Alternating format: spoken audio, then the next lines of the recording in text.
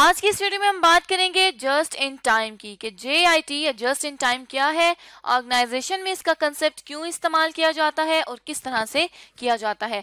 तो सबसे पहले अगर बात करें जस्ट इन टाइम की, तो just in time inventory system के लिए एक मैनेजमेंट स्ट्रेटजी है जिसमें क्या कहा जाता है, जिसमें ये कहा जाता है कि रॉ मटेरियल को सिर्फ उस वक्त ऑर्डर किया जाए, सप्लायर को उसका ऑर्डर सिर्फ उस टाइम दिया जाए जब प्रोडक्शन करनी हो। मतलब जिस टाइम प्रोडक्शन का ऑर्डर आए उसी टाइम और उतना ही रॉ मटेरियल प्रोडक्शन के लिए मंगाया जाए। और इसको जस्ट इन टाइम अप्लाई क्यों किया जाता है किसी भी ऑर्गेनाइजेशन में, ताकि ऑर्गेनाइजेशन की एफिशिएंसी को इंक्रीज किया जा सके। एफिशिएंसी को इंक्रीज करने से मतलब ये है कि जितने रिसोर्सेज यूटिलाइज किए जा रहे हैं, लगाए जा रहे हैं, उनको बेहतर वे में लगाया जाए। और डिक्रीज करता है वेस्ट को, कि जब हम लोग सिर्फ उतना ही ऑर्डर करेंगे जितना जरूरत है तो फिर वेस्ट जो है वो डिक्रीज हो जाएगा। इसी तरह से एक जो मेन बड़ी वजह है ऑर्गेनाइजेशन की just in time inventory system management strategy को फॉलो करने की, वो ये है कि सिर्फ गुड्स जब रिसीव की जाएंगी सिर्फ तब गुड्स आएंगी ऑर्गेनाइजेशन में जब वो प्रोडक्शन प्रोसेस के लिए जरूरी होंगी। मतलब पहले से लाके कोई भी गुड्स की होल्डिंग नहीं की जाएगी। और जब इन्वेंट्री को होल्ड नहीं किया जाएगा तो इन्वेंट्री की जो होल्डिंग कॉस्ट है वो ऑटोमेटिकली क्या हो जाएगी, रिड्यूस हो जाएगी। इसी तरह अब लेट्स सपोज अगर हम एक ऑर्गेनाइजेशन की बात करें तो हमारे पास टेंगो मैन्युफैक्चरिंग कंपनी है एक, जो मैन्युफैक्चर करती है लेदर बैग्स। और नॉर्मली क्या होता है कि ऑर्गेनाइजेशंस अपनी जो गुड्स हैं उनको ऑलरेडी मैन्युफैक्चर करके इन्वेंट्री में रख देती है। लेकिन अब JIT सिस्टम का क्या कंसेप्ट है कि जब ऑर्डर आएगा लेदर बैग्स का, सिर्फ उसी टाइम रॉ मटेरियल को मंगवाया जाएगा। और रॉ मटेरियल इसका क्या है, रॉ मटेरियल है लेदर। लेदर को सिर्फ उस टाइम मंगवाया जाएगा जिस टाइम बैग्स की प्रोडक्शन करनी है। और सिर्फ कितना मंगाया जाएगा कि लेट्स सपोज अगर ऑर्डर आया है 5000 बैग्स का, तो सिर्फ 5000 बैग्स के लिए ही लेदर मंगाई जाएगी। लेदर 10,000 या 6,000 बैग्स के लिए मंगा के पहले से ही होल्ड नहीं की जाएगी। तो ये कंसेप्ट है जस्ट इन टाइम का कि जिस टाइम प्रोडक्शन करनी है उसी टाइम रॉ मटेरियल मंगाया जाए, या जो प्रोडक्शन की है वो प्रोडक्शन सेल होनी चाहिए। कोई इन्वेंट्री जो है वो होल्ड नहीं करनी जस्ट इन टाइम के कंसेप्ट में। अब अगर बात की जाए कि ऑर्गेनाइजेशन को JIT या जस्ट इन टाइम का कंसेप्ट यूज करके क्या एडवांटेजेस हो सकते हैं, तो पहला जो एडवांटेज है वो ये है कि मिनिमम इन्वेंट्री होगी तमाम सप्लाई चेन के लेवल्स पे। सप्लाई चेन के लेवल पे मतलब परचेज भी सिर्फ जब उतनी ही की जाएगी जितनी जरूरत है, जब बेची भी उतनी ही जाएगी जितनी डिमांड आई है, बनाई भी उतनी ही जाएगी। तो उससे क्या होगा कि तमाम लेवल पे इन्वेंट्री की जो कॉस्ट है वो लो कॉस्ट होगी। मतलब दूसरा क्या एडवांटेज होगा कि लो होल्डिंग कॉस्ट और इन्वेंट्री कॉस्ट होगी। लो होल्डिंग कॉस्ट का क्या मतलब है कि वेयर हाउस में जो होल्डिंग करनी है, जो वेयर हाउस का रेंट देना है, वो रेंट भी सेव होगा और इन्वेंट्री की कॉस्ट भी रिड्यूस हो जाएगी। मतलब इन्वेंट्री को जो पैक करके रखने की कॉस्ट है या इन्वेंट्री को जिस टेम्परेचर पे रखना है उसकी कॉस्ट है, तमाम जो इन्वेंट्री को होल्ड करने के लिए अब अदर जो कॉस्ट आएंगी, जिस इलेक्ट्रिसिटी चाहिए होगी इन्वेंट्री को होल्ड करने के लिए, जिस स्टोर में जिस वेयर हाउस में होल्ड करेंगे उस पर कुछ इलेक्ट्रिसिटी की कॉस्ट आएगी, अदर जितने भी बिल्स हैं वो तमाम बिल्स सेफ हो जाएंगे। तो अल्टीमेटली जो कॉस्ट है वो रिड्यूस हो जाएगी, जो कि एक बहुत बड़ा एडवांटेज है जस्ट इन टाइम का। उसके अलावा JIT मैन्युफैक्चर का एक और बड़ा एडवांटेज क्या है कि वो सिर्फ डिमांड की बेसिस पे प्रोडक्शन करते हैं।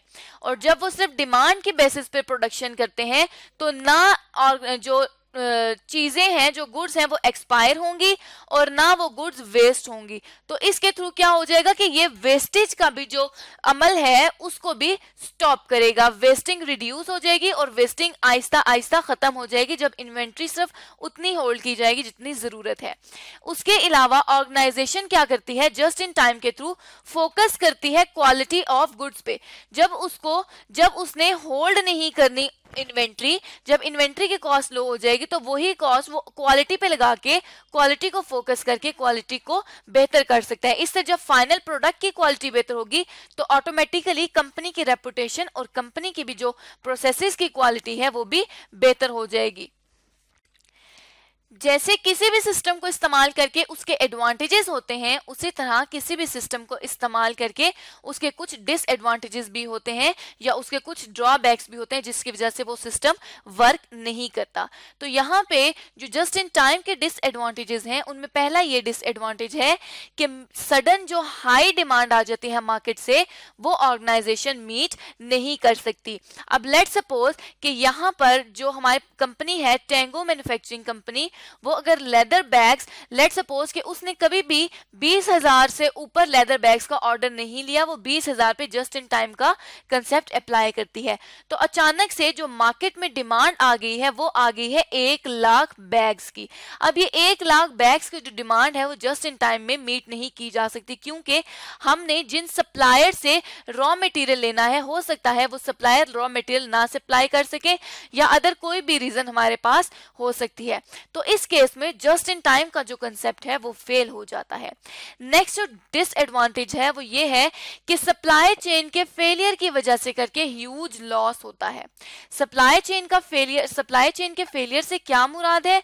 सप्लाई चेन के फेलियर से ये मुराद है कि किसी भी स्टेप पे, बेशक वो सप्लायर से रिलेटेड हो या डिस्ट्रीब्यूटर से रिलेटेड हो या प्रोड्यूसर से रिलेटेड हो, जब उसमें एक भी स्टेप पे फेलियर आएगा तो ये एक ह्यूज लॉस क्रिएट करेगा। लेट्स सपोज कि इस 1,00,000 रुपए का या लेट्स सपोज 20,000 यूनिट्स जो हैं और ये भी 1,00,000 बैग जो हैं, इनके लिए जो सप्लायर है वो एग्री नहीं करता कि वो रॉ मटेरियल सप्लाई करे, या वो अगर एग्री भी करता है तो लेट्स सपोज कि वो 20 दिन में एग्री करता है कि 20 दिन में वो मटेरियल देगा, लेकिन हमने जो ऑर्डर देना है ये 20,000 बैग्स का ये 15 डेज के अंदर देना है।